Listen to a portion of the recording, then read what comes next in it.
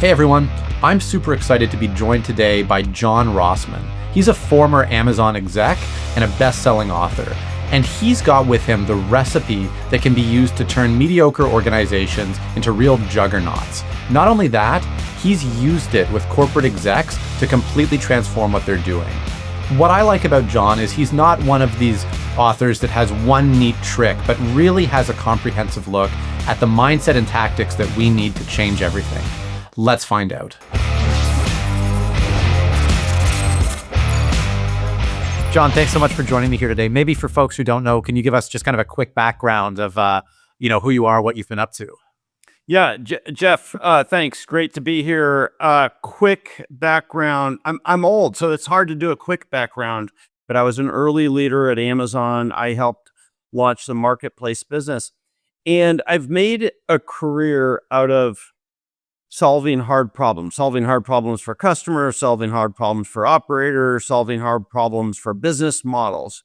And I love solving hard problems, and I do it with an integrated mindset, meaning not one tool, not technology, not just communications, not just process flow, not just incentive systems. I use all the tools that you can kind of put into the tool bag to help get to an outcome that's meaningful for customers, operators, and shareholders. Right.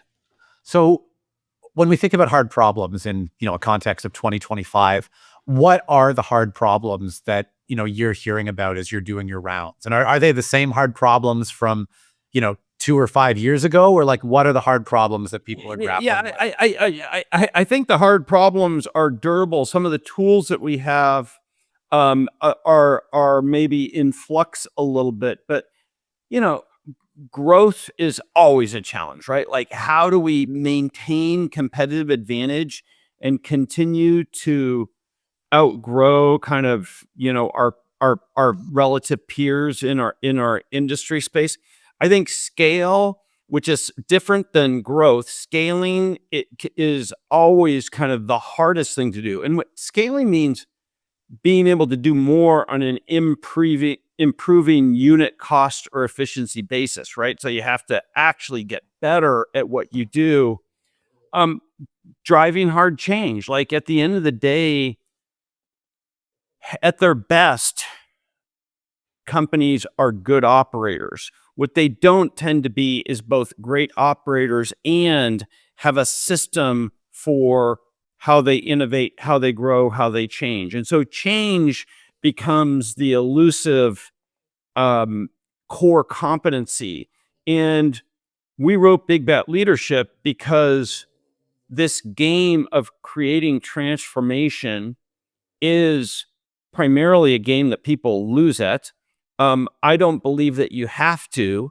And this skill is going to become even more and more important in the future. And that's why we wrote Big Bet Leadership, specifically for senior executives, to help them understand, what do we personally need to do differently in order to tip the scale in our favor of winning at these major transformations. Right. So change. I'm sure you're not the first person to say like that. Change is important right now, but it's such a critical. It's such a critical component of the way we structure ourselves, and is it the what we do about it is kind of the hardest part. But I wanted to get a sense.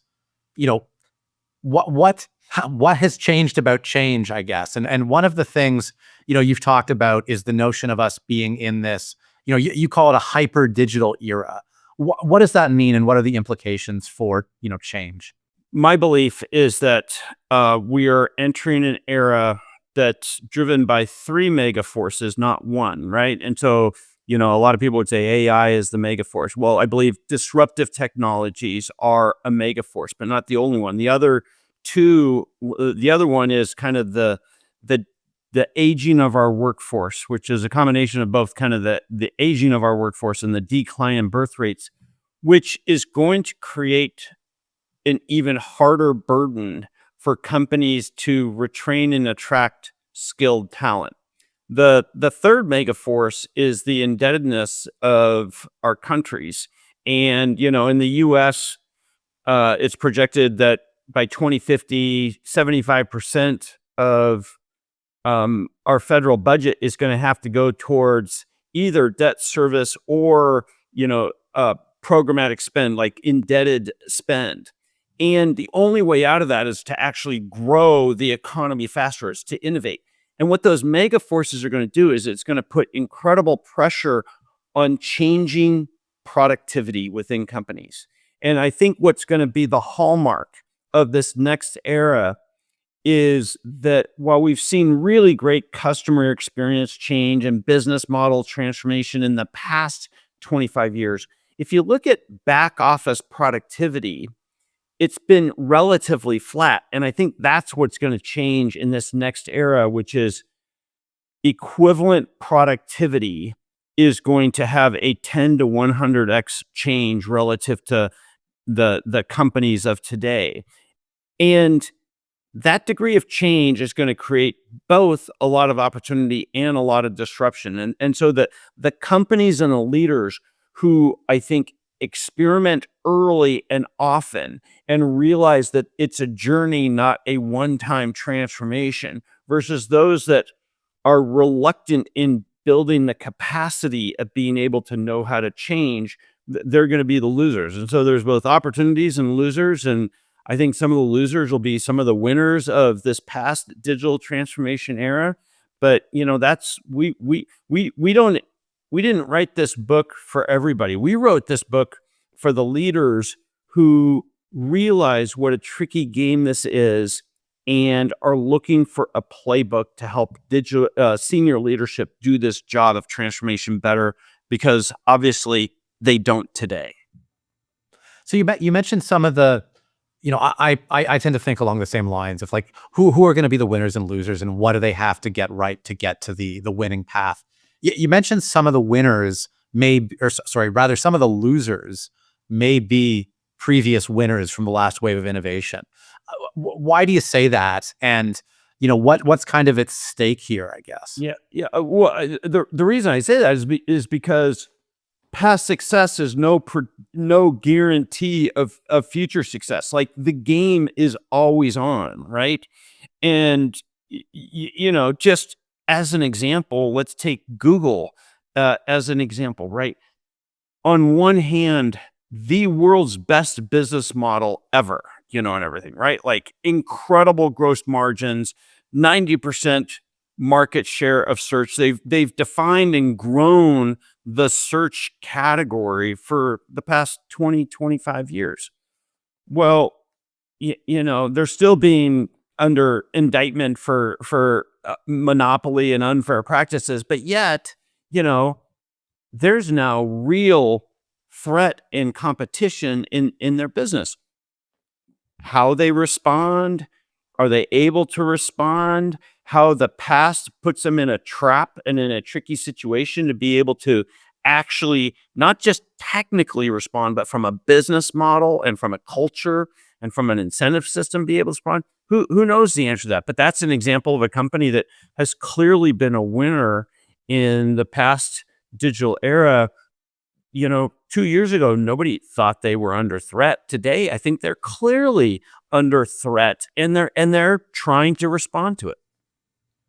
So when we think about that response, one of your kind of key messages has been that, like, it's as much about avoiding traps in some senses as it is about doing the right thing. And there's so many traps you can fall into. And to me, this is extra interesting when I look at this backdrop, which is that when you look, this is kind of common knowledge at this point, but like digital transformations, these large scale transformations fail at like just a really alarming rate. So why is that? And maybe at just kind of the cursory level, what do we need to do to avoid some of those traps? All right. So I'm going to unpack this a little bit if this is okay. Sure. So add in at any point through this. So first of all, what's a big bet, right? So a big bet is any strategy, plan, transformation, initiative that has both the potential for high impact and it comes packed with risks, dependencies, unknown unknowns, factors outside of our control, right? That's what a big bet is. They get called many things within a company. It gets called a new product introduction. It gets called a digital transformation, an AI strategy, a replatforming initiative. Like an M&A is definitely a big bet oftentimes. But that's what they all have in common is high ambition, but tons of risks and unknowns. What you said is absolutely true, which is across all of those different types of big bets, they have incredible failure rates, right? Anywhere from 80% up. One major study of hard, large projects said that 88% are over time, over budget, but only 0.5% are on time, on budget, and delivered the expected impact. And that's what typically happens in organizations, which is I got to deliver on time, on budget. So they start retracting scope and ambition and they let go of the actual like reasons why we were getting after this. But what we know is that incrementalism, just doing incremental improvement won't differentiate your company long-term or short-term, right? So that's a tricky proposition. On one hand, we're saying, hey, the vast majority of these things, these initiatives, these big bets are going to fail. But on the other hand, you have to do them, right? It's the only way to meaningfully move forward in creating competitive advantage and capabilities. But it gets even worse than that, right? So here gets to be the answer to your question. It gets even worse than this because they don't fail for a simple or short number or predictable number of reasons. They suffer death of 1,000 cuts, right? And so some of the reasons they fail, just some of the reasons they fail is we don't really understand the problem that we're solving. We don't really understand what our hypothesis is for the future state. We don't communicate in a strategic manner around them that helps people and helps the journey. We underpower them in terms of leadership, even though we know it's not a technology transformation and we say we're not going to lead it as just a technical initiative. We end up leading it like it's just a technical initiative. We don't truly grok what the real risk factors or assumptions that we're making in this, and we don't test them until we actually launch and find out after we've gone big. That's just the start. That's just the start of the major reasons why these fail, right? So it's a really, really, it's a wicked problem to solve wicked problems. Like it's the mother of all wicked problems here and everything, right? So my co-author, Kevin McCaffrey, and I, what our experience in working with companies who have been successful, and not just successful ones, but systematic in a playbook, an approach to winning at big bets. And so, those companies, those leaders are Jeff Bezos, John Legere of T-Mobile, Elon Musk of many companies, and Satya Nadella of Microsoft. And what we deduce is that those leaders have 3 habits relative to transformation that most really good operators don't have. And those 3 habits are they create clarity, they maintain velocity, and they accelerate risk and value, deferring out commitments until they've de-risked it. And while those maybe sound obvious, actually practicing those and putting them into place is not obvious. And that's what the whole book about is how to put those habits in play for systematically becoming what we call the big bet shark, right? Like the shark at the table, so that you make better strategic moves and you're able to take bolder ambition while managing against the downside risks of these. Right. And I want to dig into that a little bit deeper. And there's so much there. So I'm going to back up for a second and share with you, John. I mean, I did read your book. I've got it here actually. And I'm trying to not like shill the book too hard on this, but I am a fan of it. And I think just go headlong into shill mode. No, I was going to say I am a fan of it. And the reason I'm a fan of it, and we've actually talked a little bit before about this, is I'm a big skeptic of business and leadership books in general. And I'll tell you why, and I think you agree, which is that too many business and leadership books these days are at best like a Harvard Business Review article masquerading as a book, right? Like it's either a sentence or at best like 4 pages of interesting material that's been expanded to like 200 pages. And you're like, why am I still reading this? I get the idea. You're just hitting me with the same idea over and over. What I like about yours, and I'm trying to not just be effusively positive and try and have a balanced approach. What I like about yours is that while a lot of these ideas, not all of them are, here for the first time ever. There's stuff here that's, people will read and say, oh yeah, I've heard this before. But there's so many ideas here and they're packaged in a really kind of interesting and valuable way. And that really caught my attention. And I was actually just telling one of my producers before this, like, yeah, I'll leave the book behind. You can read it. I was saying I read it at an airport before my flight took off. Like it was just like, it's a brisk, really interesting read. Sorry, I feel like I'm going on a bit of a tangent here. What I was going to say about all this though, is I like the way it's structured. And there are a few things I made notes of here that do challenge conventional wisdom that I wanted to talk about. And one of them in terms of avoiding traps is you are, if I can call it this, anti-lab. You've got a section of a chapter against innovation labs. And I think even to this day, innovation labs are pretty popular. And so I wanted to, get from the horse's mouth, like, why is this a bad idea? And what's a better alternative? Yeah. Well, first, thanks for reading it. Thanks for that. And we call it a playbook for a reason. Like I don't use words lightly, right? And especially words in titles. Like I worked that super, super hard. And what we wanted to do, we wrote this specifically. So Kevin ran new business incubation at T-Mobile. He served the CEO. And we wrote this book for Kevin and for the CEO of like, you need a playbook in order to do things that you don't normally do, right? At T-Mobile's case, it was to create new businesses outside the core. So anyway, thank you. So the lab. So it's like so many things. It's like, it's not the lab per se, but it's the constraints and the culture that tends to pervade these innovation or digital labs or AI labs within companies. Because what they tend to breed is what we refer to as kind of the all hat, no cattle approach to innovation or transformation, meaning like it's all about show and none of it's to actually, dish out business value. And so throughout the book, what you've noticed is we've always been trying to balance competing risks. And the way we typically combat those things is both by being specific about what to do, but also putting constraints in place, right?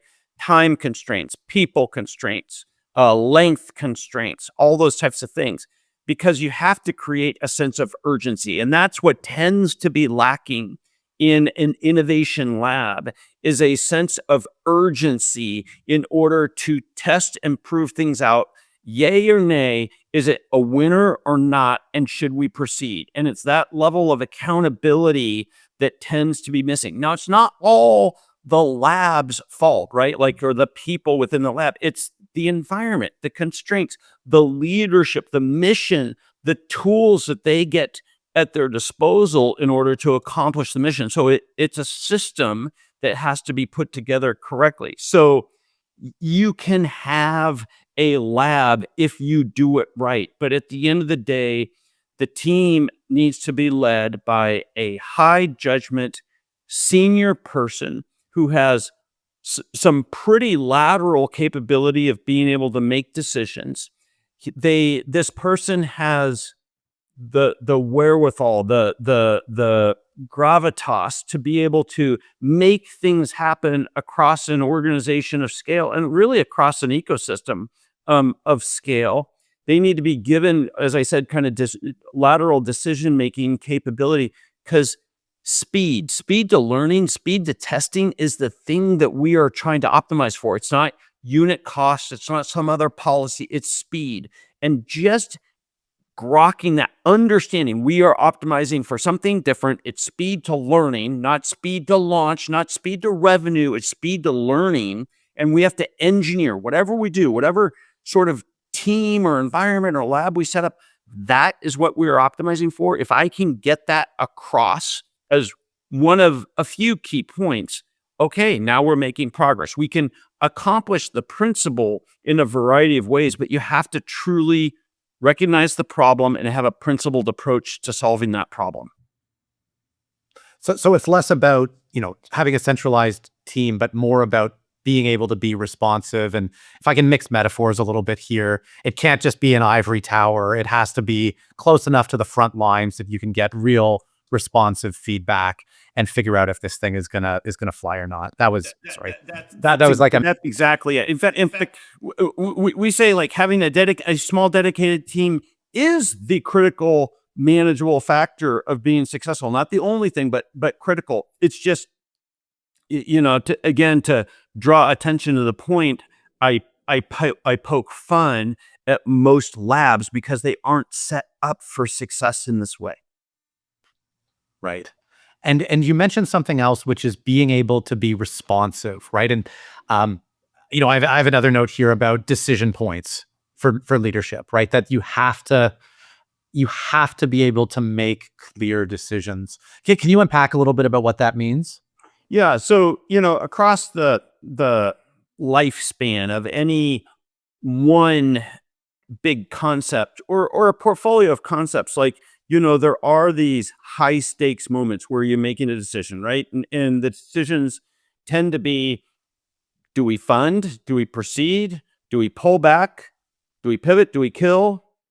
And so we wrote a specific chapter about this. I think it's my favorite chapter title, which is Kill, Pivot, Continue, or Confusion, right? And it's the or confusion that tends to happen most of the time. And so, the key is recognizing, this is one of those high stakes situations we are running into. And B is you have to design the meeting to do the job that it needs to do. So the chapter is packed with kind of the framework of how do you design a high stakes meeting to do the job that it needs to do and avoid the many biases that come along in these meetings. And the job to be done is to make the best, clear-eyed, going forward decision for the business, not for the team, not for the individuals, not for whatever we've done, not for anybody else, for the enterprise. Your job is resource allocation. You need to make a great investor-based calculated risk decision, knowing that we're not going to know everything because we're talking about the future of things here, right? So that's the meeting you have to design, is to help senior leaders do their job in that moment. And people get it wrong all the time, right? Like they fail that type of meeting in so many ways. And that's what we kind of recant in the book, give some funny stories, and again, suggest here's the principles to follow. Here's some activities that help put those principles into play. And that chapter really resonated with me personally, I must say, because I've been, for transparency, I've led innovation and product development teams. I've been in those conversations. I've just candidly, I've tried to shoot and kill projects and products and failed because, individually or collectively, we just don't have the audacity to admit something didn't work or admit something is dead. And so we let it kind of limp along. So how do you deal with those situations where you have, I don't know, I guess through decentralization or through individual voices, a lack of will or a personal attachment to these projects and actually just let them die graceful deaths and move on to the next thing? Well, it's back to one of the first points made, like there's a lot of little things that are problems and a lot of little things that you need to do. There's not one quick fix, but a couple of the key ones are, if you've designed whatever experiment you're running well up front, and you have the very core framework of the book is called a big bet vector, right? A big bet vector is a well understood definition of the problem we are solving and our hypothesis for the future state. So if you've done that well, you have a big bet vector and you've designed, hey, here's the experiments that we are running and what we think success criteria is going to mean.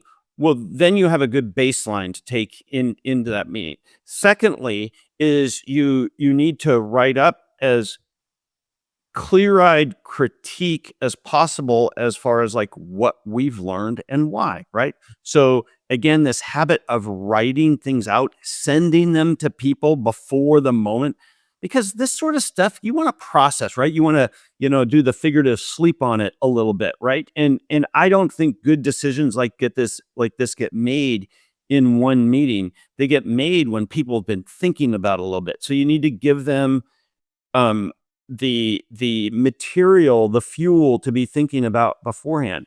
And then the next thing is just kind of the agenda and how you execute the meeting. You need to prepare people like, here's the meeting, here's the decision that needs to be made. Sometimes you have a recommendation, sometimes you don't. It depends on the situation. But be super clear about what the job to be done is for the meeting. One of the problems that sometimes happens in these meetings is if for some reason it hasn't gone right. So people are on the defense and participants are on the offense of essentially auditing, why didn't this go right?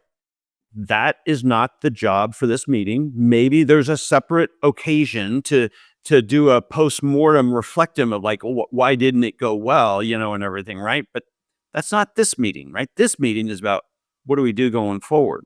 And then finally, just like be super clear about the decision that's going to be made and communicate that effectively and the why behind it to the stakeholders that need to know, right? So prep, execution, post-meeting follow-up, that's the magic recipe for, designing a great meeting, like many things.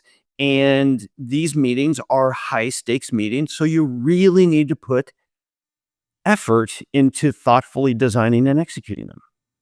No, that's great, John. And it's like such a microcosm of kind of the approach you bring throughout the playbook here to these things that it's so well rounded. It's not silver bullets. It's really kind of checklists of activities. And as you said, like none of these things are new or revolutionary in mind, but being able to integrate it all together, give real examples, real stories. You have scars, I got scars. Being able to wrap it in a story, but then give principle and actions to take, like that to me is like what makes an actionable business book. So I wanted to speak for a second about not new, and I mean this lovingly, but when we talk about the briefs or the pre-meeting, you're a memo guy. I learned you're a big memo guy, and this is again I learned kind of an Amazon thing, that it's not PowerPoints, it's memos. I've never gone down that road myself, but I'd love to just hear briefly, like in defense of memos. Well, what a great title. So the one appendix in the book is called Why Memos, right? And it's kind of the lightweight research about all the benefits of writing and working in memos, right? I mean, it makes you happier, you think clearer, you have tactile feedback that is so important. So yes, Amazon is a company that has really absorbed and created their own version of how to work in memos. That's the whole working backwards technique, but they're not alone relative to this practice. If you think about how most investors do investment, it's through memos. It's not through PowerPoint.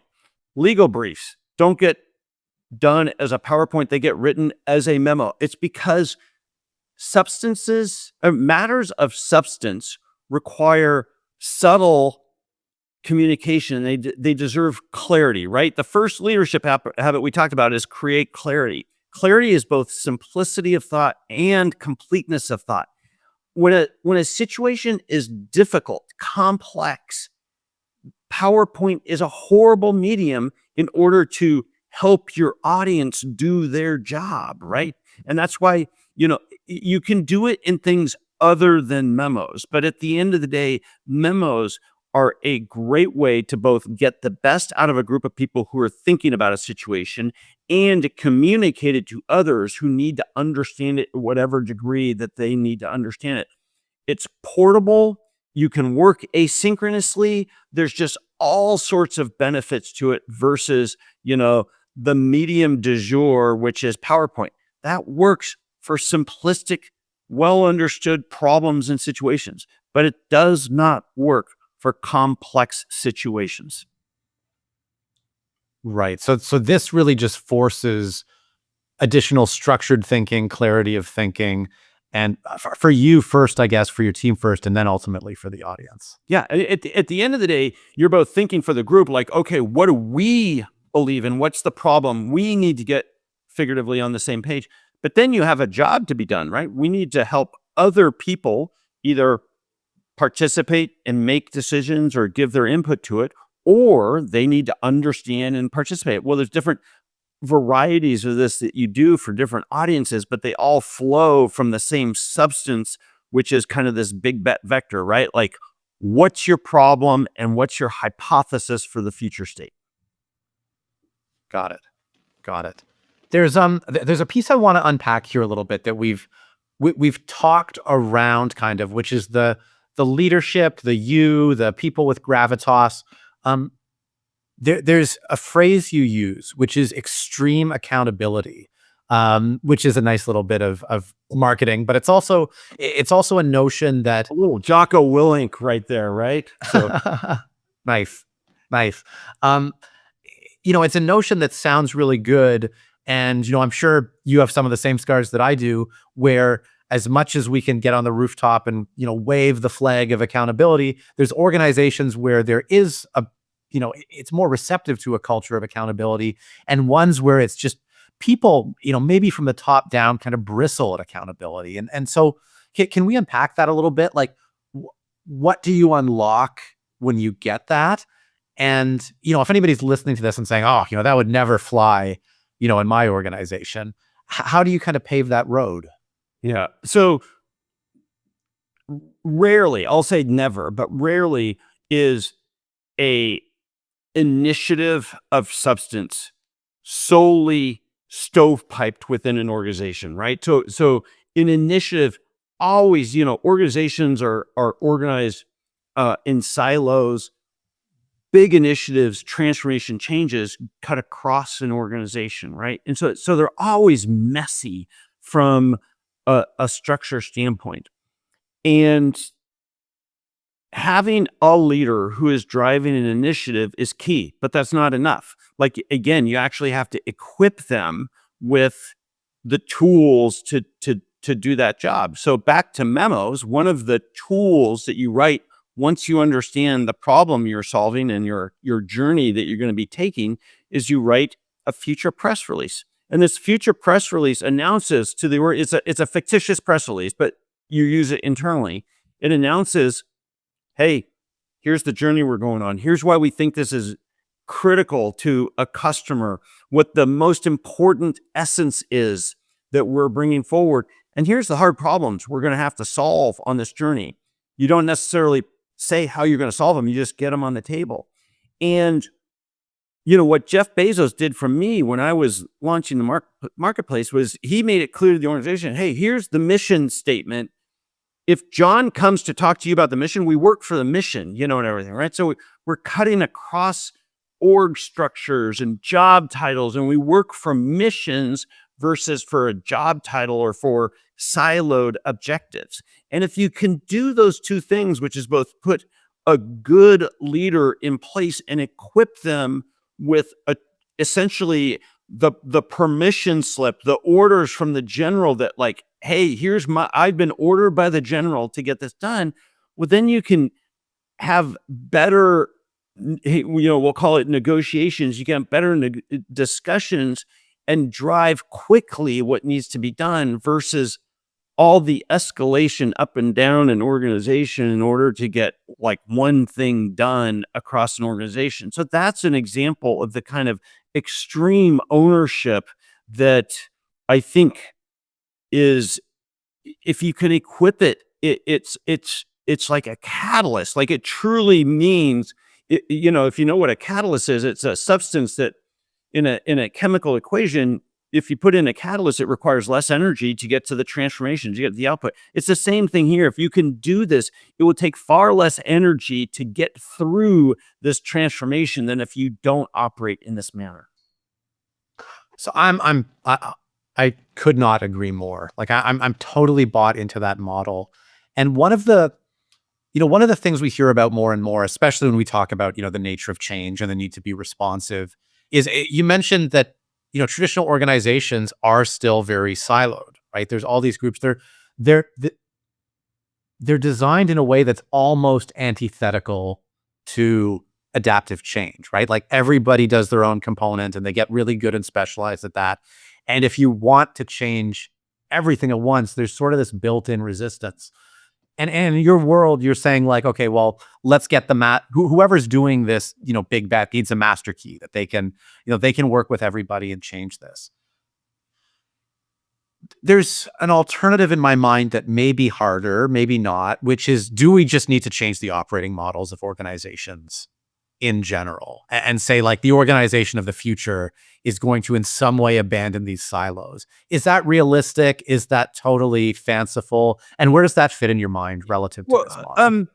I don't think it's completely fanciful, and I think that there might be kind of a dual mode operating model and organization that fits in, and I'll kind of talk about that in general. But one of the notions I try to resist is having a transformation in order to get to the transformation, and everything, right? And so if somebody says like, "Hey, we need to do something new," but in order to even test those concepts, we have to go through an 18-month technology replatforming. I'm like, either we're going to find a way to not make that a dependency, or I'm not in on this deal, and everything, right? Because you will lose steam. Like it just won't be there, by the end, right?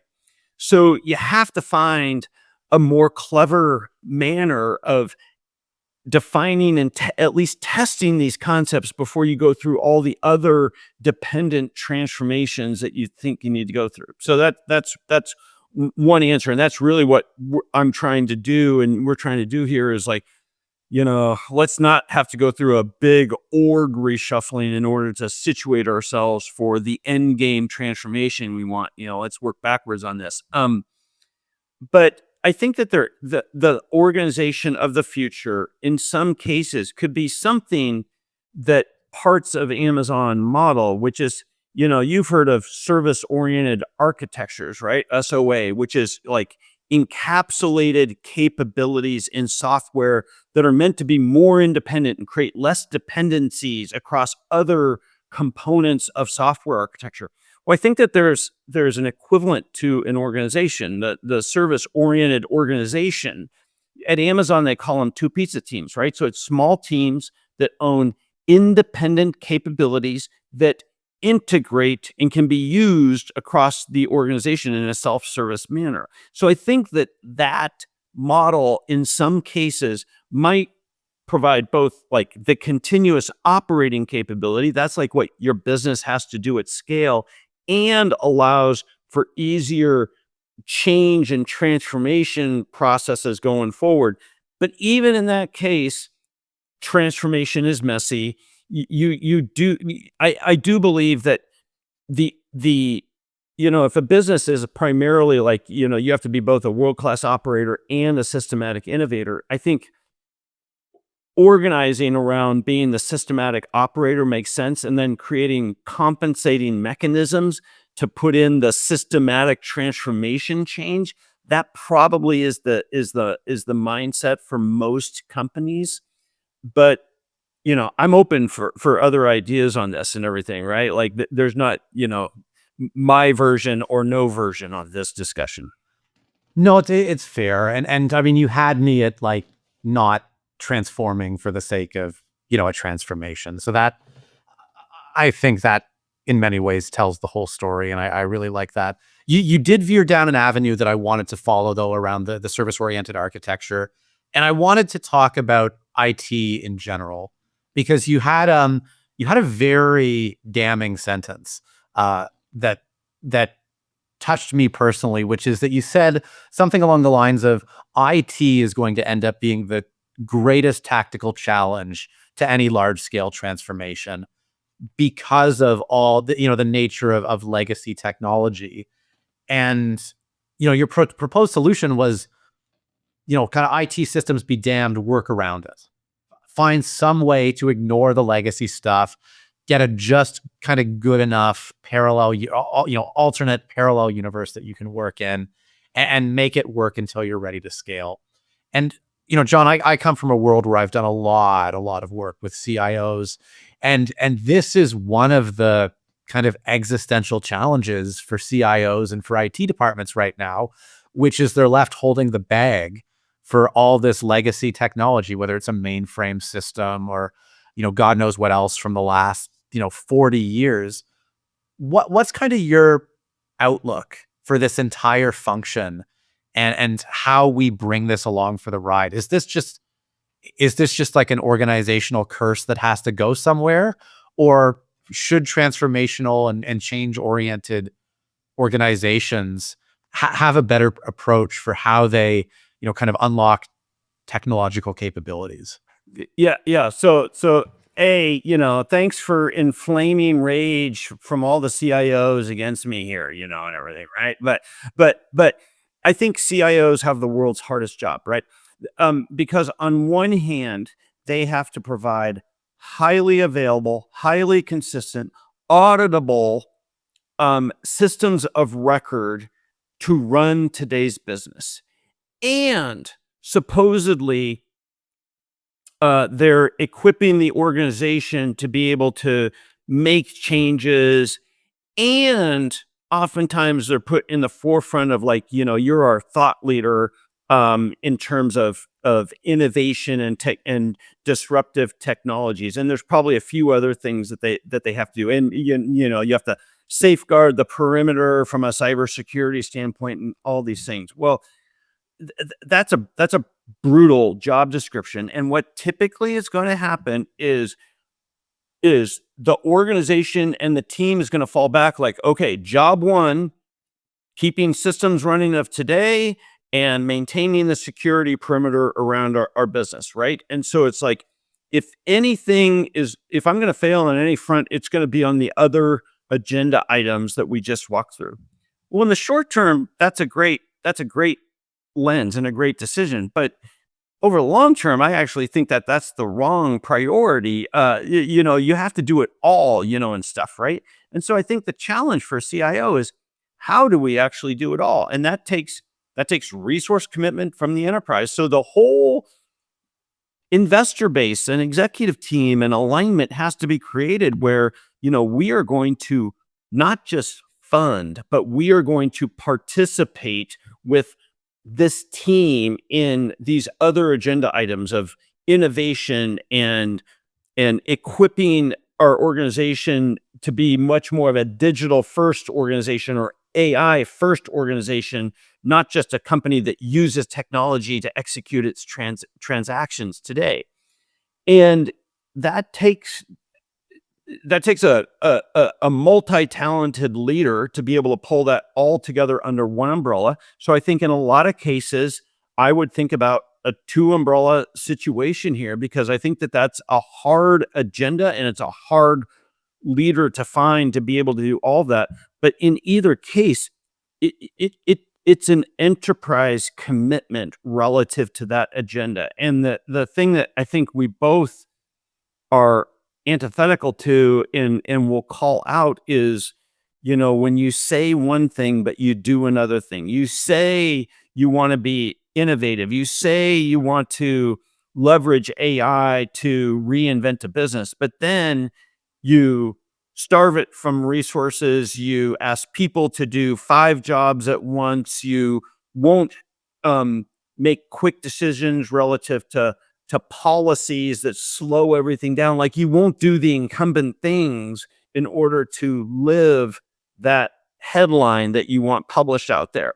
And I think that's the situation I find most companies in, is that they kind of, for PR purposes, internally and externally, they say one thing, but they actually act completely differently.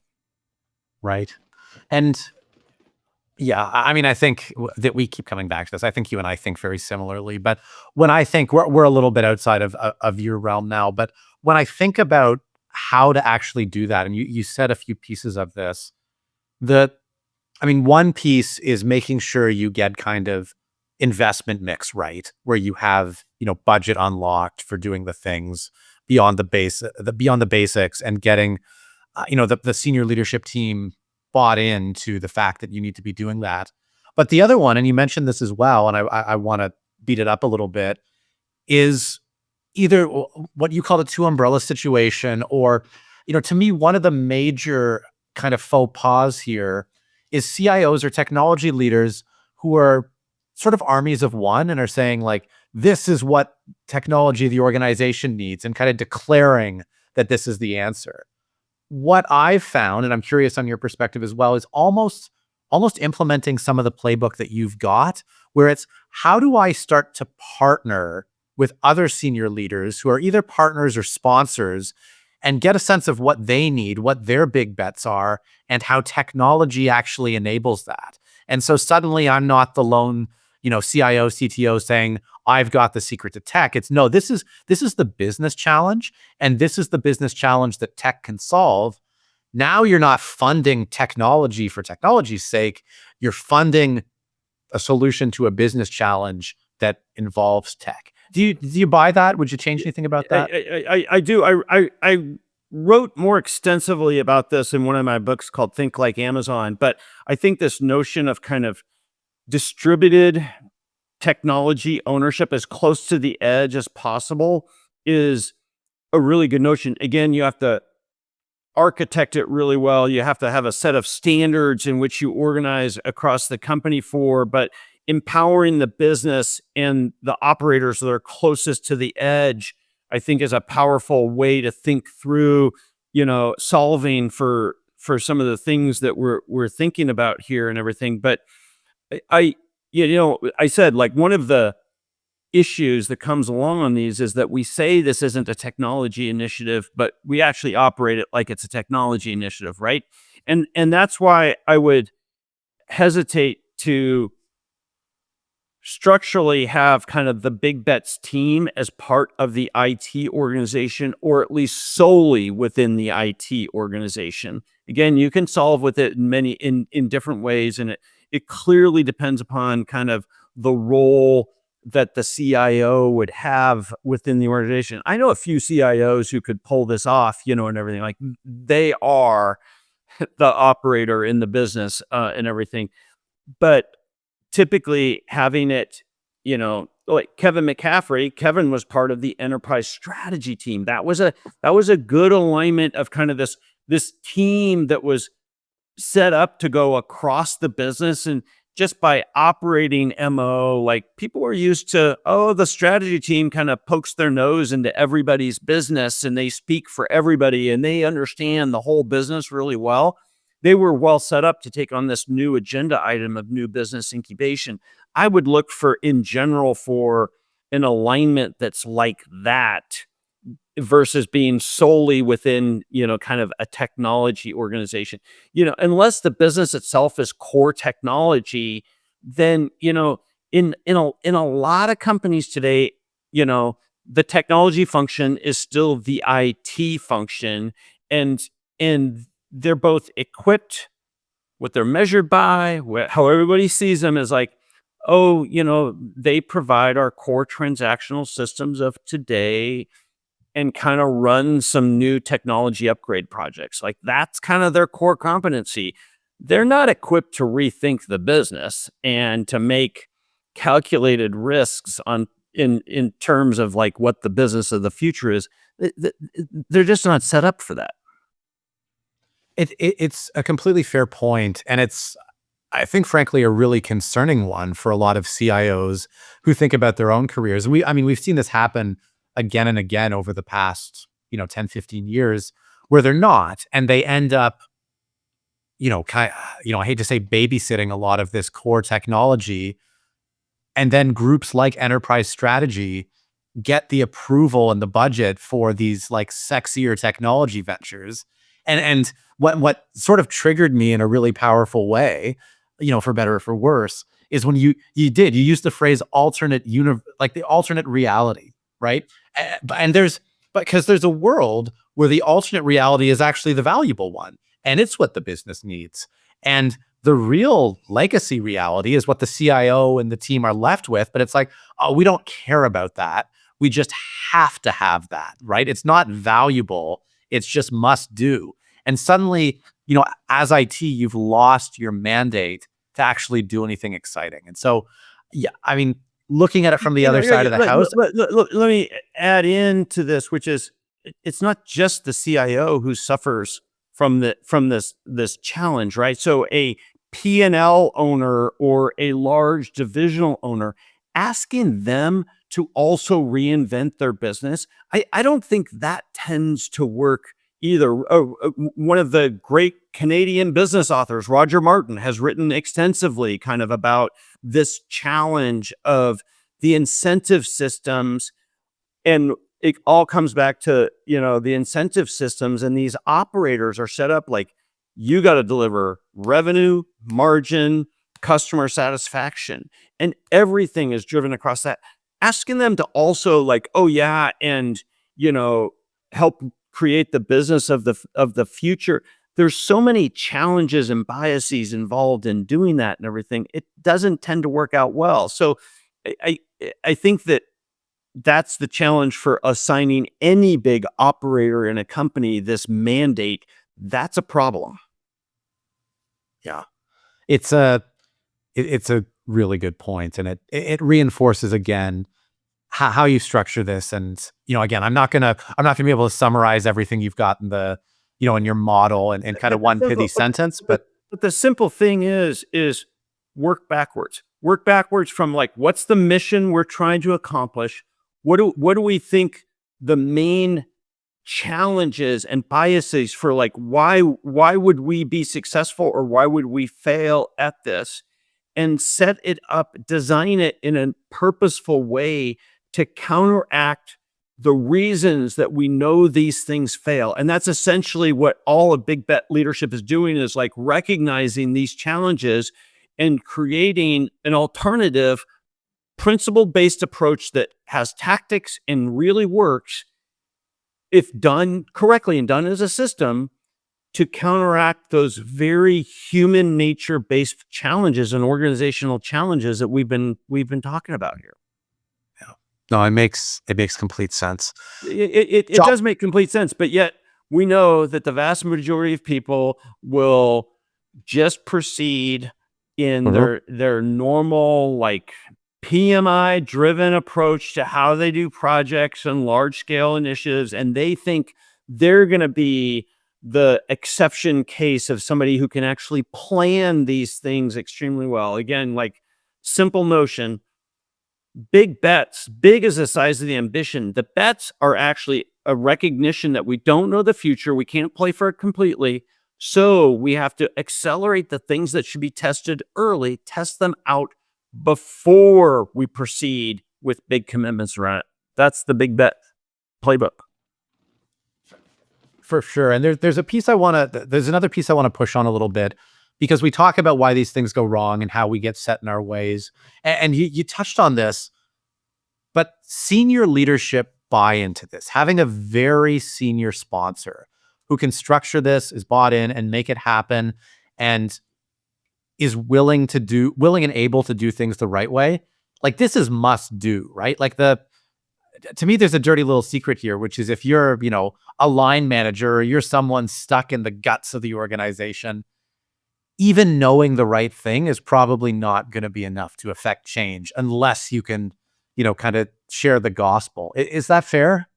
I mean, I get it. It's completely fair. That's why I specifically say this book is for senior leaders and teams that serve senior leaders, because I won't proceed on these types of situations unless we have a path to getting CEO, president, board, senior executive team lined up behind this. Not just like tacitly going like, okay, I understand. All right, let's go ahead. Like if that's the attitude, no. We're not proceeding until you are either like, yeah, I believe it and I get it and I will be a cheerleader for this, or they go like, I'm still not convinced. Great, then we still have further work to do before we proceed, because it is, at the end of the day, if there's one thing, you need leadership to be successful at these things, right? Like it is specific.